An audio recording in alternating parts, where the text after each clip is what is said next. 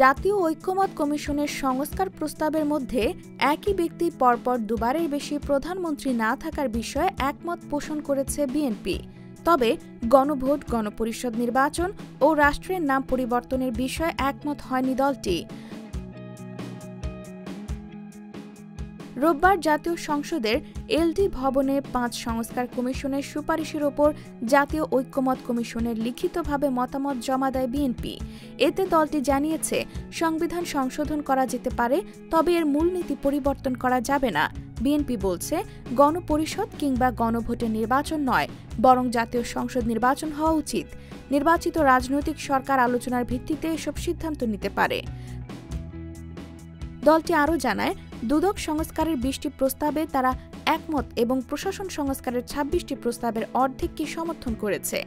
এছাড়া supreme judicial কাউন্সিলের আদলে লোয়ার জুডিশিয়ারি কাউন্সিল প্রতিষ্ঠার প্রস্তাবের পক্ষে মত দিয়েছে দলটি।